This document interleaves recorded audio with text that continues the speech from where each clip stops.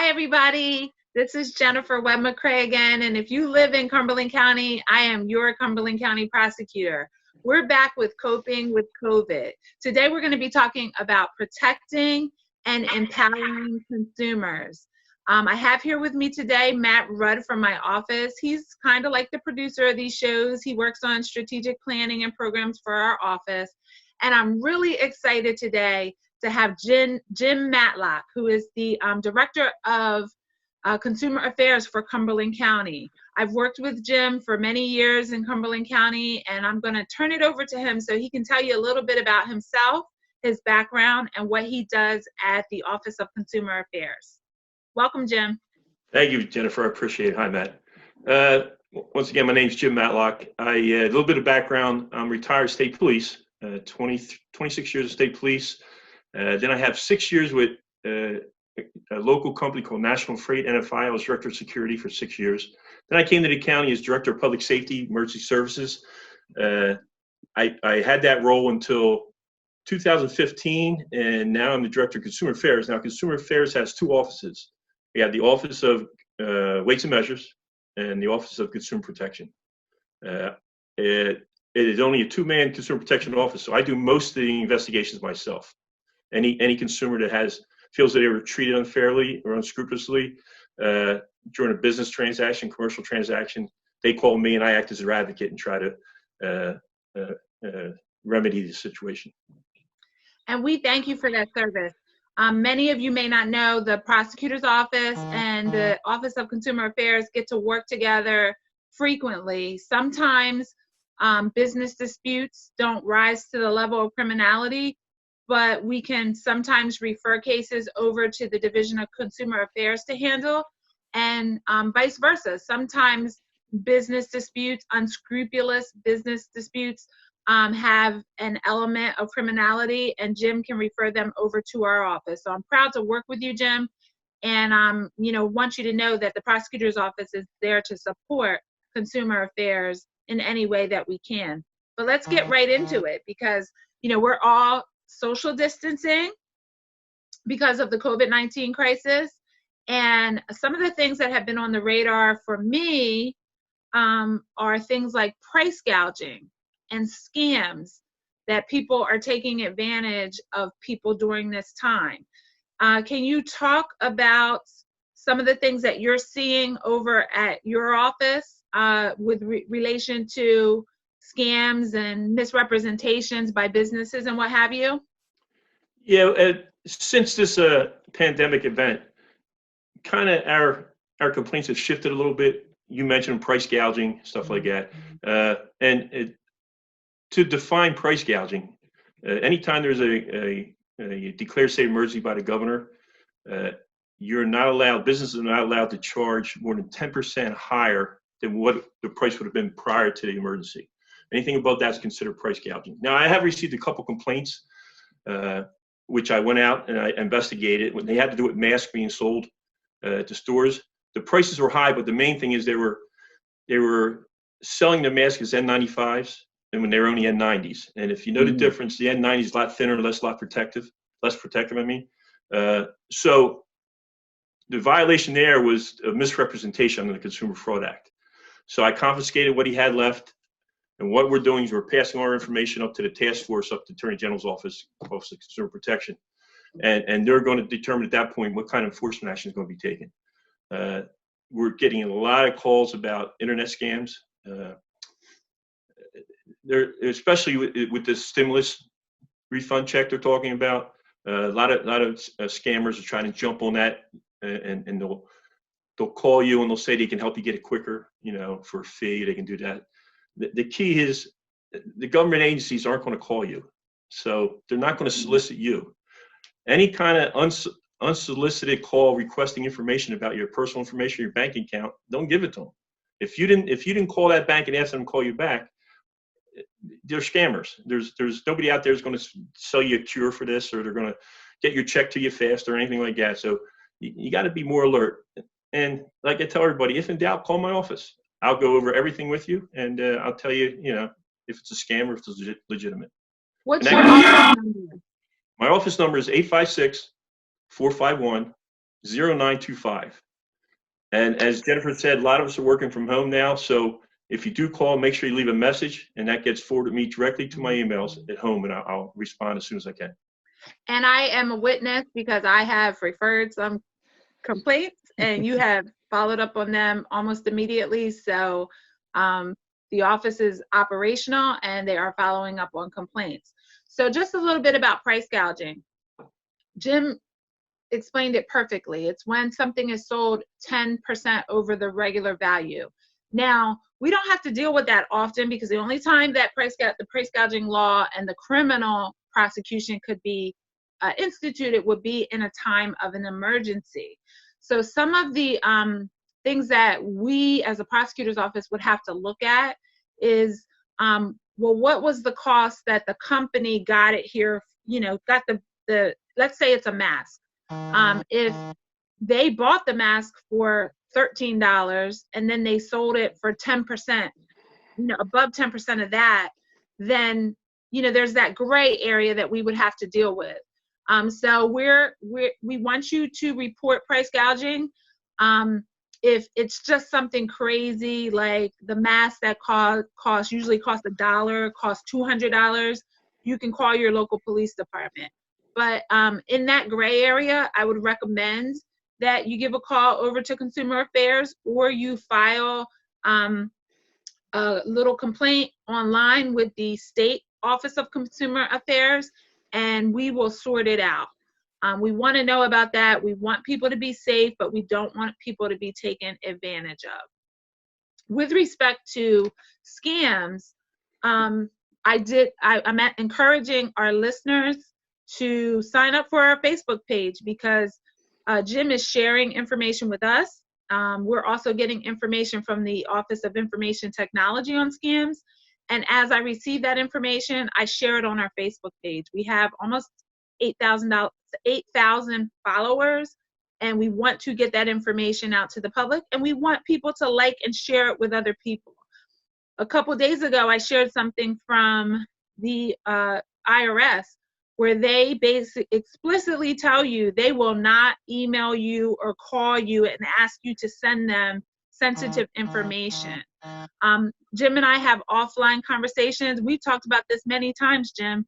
It's amazing how many people know this, but they still feel compelled to share their private information.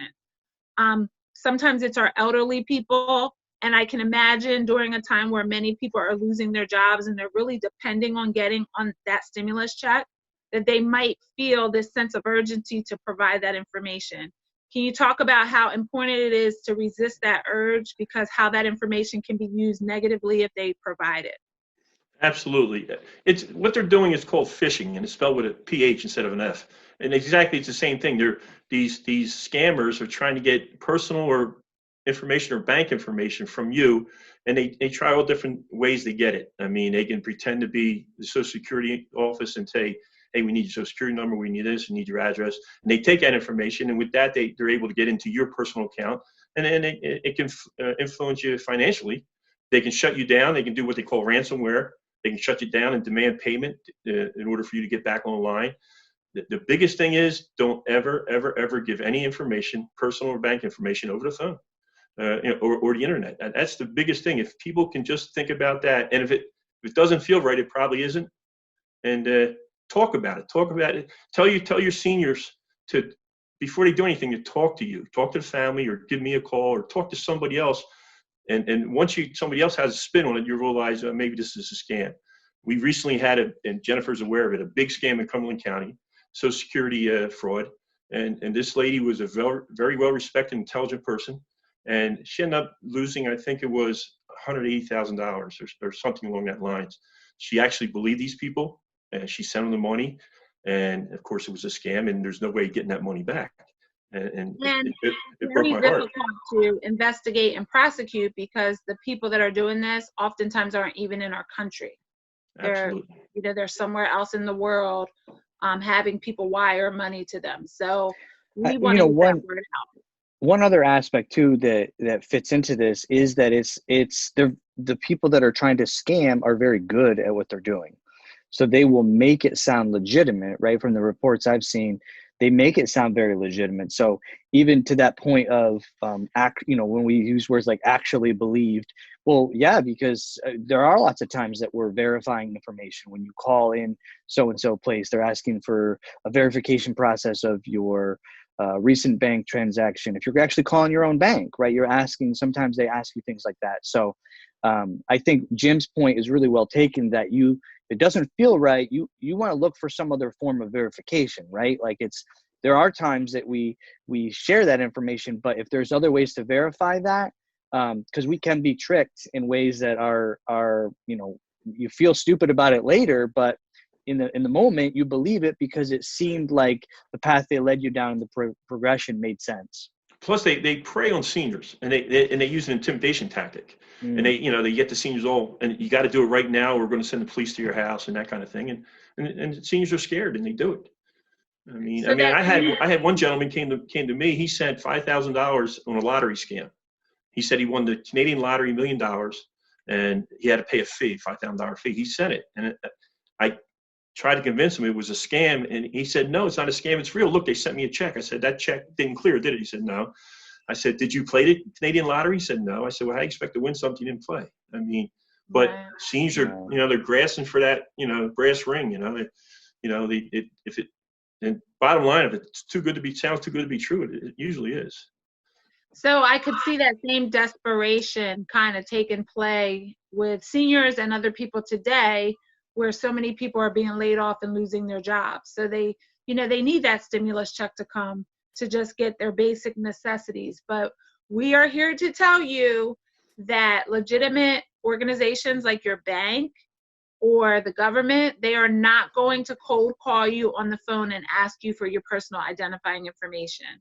One really good tip that I tell my mom, and I would follow, I do most of my stuff online now, but if someone called me, I would be like, well, give me a number so I can call you back, because you want to make sure that it's legitimate. But that's not even always foolproof, because they can play and pretend like they're a legitimate agency.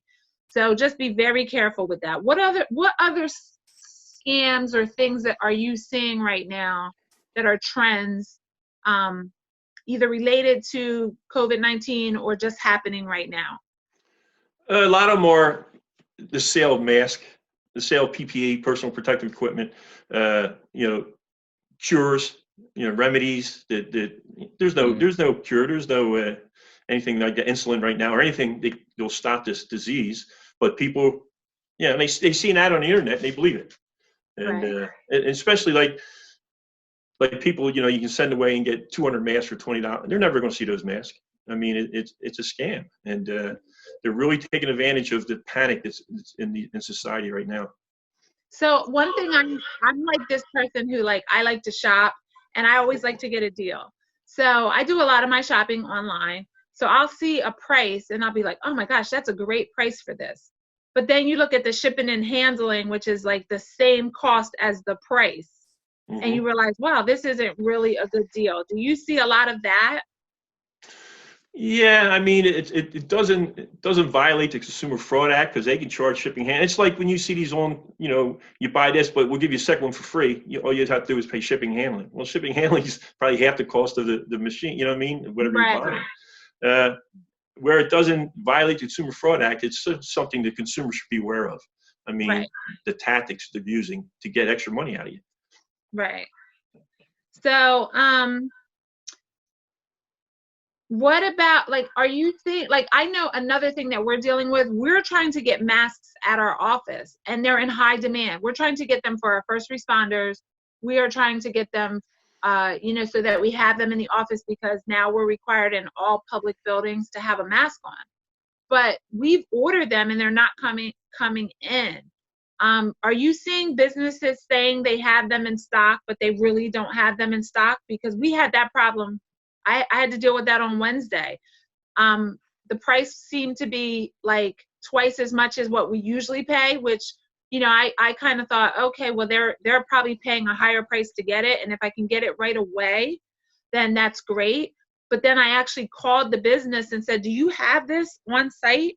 And they were like, no, we have to order it. Well, can you guarantee delivery? And they were like, know it'll, get here when it gets here? Are those the type of questions consumers should be asking?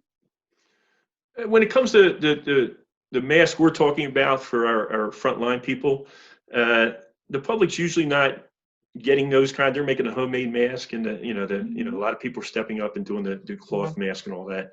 I haven't had any complaints about government agencies being price gouging. We know that it's happening because supply and demand. That's how it works. But I haven't had any complaints or any local businesses that are doing that, and most of it's internet stuff.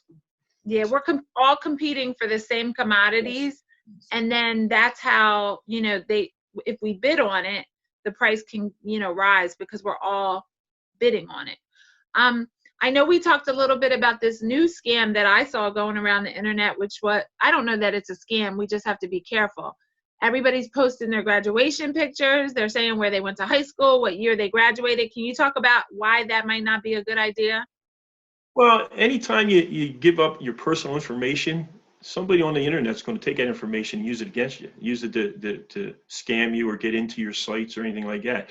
The other thing is, I see these once in a while. People are bored. They're on the internet now because they're bored. They got nothing to do. People now are saying, hey, answer these questions. Your favorite pet, the street you're born on, you lived on, the town you're born on. Guess what? You're giving information that's usually password related on your personal accounts. It sounds like fun, but there's people out there scamming you. They're going to take that information and use it against you and try to get into your account. So, yeah, Stanley Field, our information technology chief, he's sharing a lot of stuff with us as far as he's online, just like you're online, I'm online, trying to find these things out so we can pass them to the public. So, yeah, I would say, it's nice to see somebody's graduation picture, but now you just told them the school you graduated from, the year you graduated from. And it could be your password for all your accounts. Could be a password. Your high school could be a password. Just be careful what you put on the internet. Yeah. How about Jim, the local businesses that are they have essential employees, right? Does the consumer protections apply to employees or those that are asked to work as essential? Are there things that consumer protection affords them that they should be aware of that your office would want to know about? Not really. Like I say, we investigate complaints against shady business dealings, commercial transactions. It doesn't really apply to the workforce. I don't. I mean, if they call me, I'll point them in the right direction if there's a complaint. And that's what I want to get out here is, if you have any doubts, call me. And if I can't handle them, I'll put you in touch with the prosecutor or local police or anybody that I think the health department, whatever I think can help you. I'll send you that way. So maybe a better way of asking that question then is, what are some of the, we talked about price gouging, we talked about misrepresentation of a product. What are some other things that would qualify, even just general awareness, pandemic or not, right? Things that your office is keenly interested in protecting the public on? Well, I mean, prior to this, one of our biggest things was car dealerships, and they didn't feel they get a fair deal. And people got to remember, everybody thinks you got that 3-day right of refusal. That doesn't apply to car dealerships. Once you sign that contract, and Jennifer knows, that's one of the few exceptions. Once you sign that contract, you're locked in. There is no 3-day right of refusal. You can't 2 days from now say I changed my mind. So we have, I mean, on Delsey Drive alone, I think there's 38 car dealerships between Millville and Vineland. That's a lot of car dealerships. And some of them are pop up overnight and they're gone, and so, I mean, the big thing is, I guess, that people got to know what they're signing. I mean, we've all been there where they throw 30 things in front of you, sign this, sign this, sign this. Take the time to read it. If you have doubt, call my office. I'll read it for you. I'll help you any way I can. But yeah, car dealerships, there's a lot of scams out there right now. We can talk about the Skimmers. We collaborated and got some. Talk about that, because you know more about how it works than I do. There's a device that when you put your credit card in a gas station pump, okay, it emits certain information into that machine. So people come in, they insert skimmers inside those slots, and that reads your credit card information. They steal your information. So they developed a scanner that you can hold it up to the credit card machine or an ATM machine, and it'll tell you if there's a skimmer inside. And I don't know the technical terms for it, but it can tell you the skimmer inside. Well, Jennifer's office was able to get us one of those from a weights and measure staff, and they do that. They go out occasionally and they go up to the gas pumps and the ATMs in the stores, and they'll hold it up to the thing, and if it emits a certain radio wave or radio frequency or whatever you want to call it, that says there's a skimmer in there. Now, we haven't found one yet, but that's the key. But it's a great deterrent, and I thank you, prosecutor, for getting that for us. Another thing that we've referred to you before is some people have made complaints at the pawn shops, and Weights and Measures deals with the pawn shops as well, right? Yes, there's strict guidelines with these any kind of precious metals. The Precious Metals Act. There's strict guidelines on what you can and can't do. There's a holding period where if somebody brings in gold, you have to hold that a certain amount of days before you can melt it down or sell it. And a lot of these we buy gold places pop up all over the county. And when my guys find out about it, they go and inspect it. And they try to help the business do it the right way, get registered correctly and all that. However, you do have the habitual offenders. And once we find out, we go in and we start enforcement action. But there's some scammers out there with that. I mean, we had one case where we actually got a scale, and then back of the scale, the guy put a little spring, so it didn't go down as much. So when people come in, he put some of the weight where it belonged, and he put the other weight back in, so it didn't register as heavy as it's supposed to register. I mean, they're the kind of scams that we see coming, from these we buy gold places. So another issue that we have is there's regulation on gold, but there are just a lot of regulations on pawn shops as to the information that they have to take in. Yes. So, the shoplifting rings that come in and they, buy things, take it back, and then they take those cards over to the pawn shops to sell the gift cards, the returns. There's certain information that the pawn shop should be taking in. Same with the places that take metal. When we have, extreme poverty, which is going to get worse because of the economic times we're in, oftentimes we see people scrapping, which is legitimate. People can scrap and, go when people put their trash out, but we also see people steal metal and take it and attempt to sell the metal. And there's certain information that the metal places are supposed to take in. So those would be ways that we would be working with consumer affairs, because those companies have to follow certain rules. We're really lucky in Cumberland County that most of the time our metal, I don't know what they're called, metal scrapping places. Recycling centers. Yeah, they take down the information that they're supposed to take down. And that actually helps us solve crime and get the burglars who are stripping the metal off of, people's their regular things that they use at their home. So they actually require picture ID and tag numbers for the vehicles. Yes. So, and I guess I'm also hearing you say, like, I actually had this happen at our church, where those stormwater grates, those big heavy grates that are over top of the stormwater, two of them were removed from the parking lot, right? And they're probably, 150 pounds each. I mean, in this case, I'm hearing you say, call your office, like let you know that happens, so that the pattern of that can be addressed. Right? Is that what I'm hearing? No, I mean, you want to report. What I probably would recommend that they do is call the police department to let them know that they were stolen, because oftentimes what happens is in these cases, it's the same people going all around to the 3 cities doing this stuff. And when you report it as what it is, a crime for stealing something, it gives us the opportunity to then say, oh, here's the pattern, and then go around to either the pawn shops or the metal places to determine whether somebody's frequently, going and scrapping or what have you, to try to see if there's a pattern. Like they'll break into abandoned homes and they'll steal the copper out of the walls. And we used to see that a lot when I was in state police. But the onus is on the pawn shop. If somebody comes in with 5 metal grates, I mean, where are they getting them from? I mean, the pawn shop should be calling the police and saying, this isn't right. Or they come in with a truckload of copper. Okay, where'd you get the copper from? I mean, stuff like that. So the onus is on the pawn shops to actually, notify the police when something like this comes in. But what I think we've been really lucky is, you know, it was a pleasure working with you when you were the director of EMS, but your expertise as a former, you know, trooper and person who investigated crime has really, it's a game changer, and it's really helped, I think, in your work that you do now. So we're lucky to have you, and we're lucky to have the passion that you, you know, bring to the job to try to help people and bring things to conclusion. So I want to thank you publicly for that. Thank you, Jennifer. And you know what? I love my job, and I probably do for free. Just don't tell Director Jarrell that. But I really do love the job. Yes.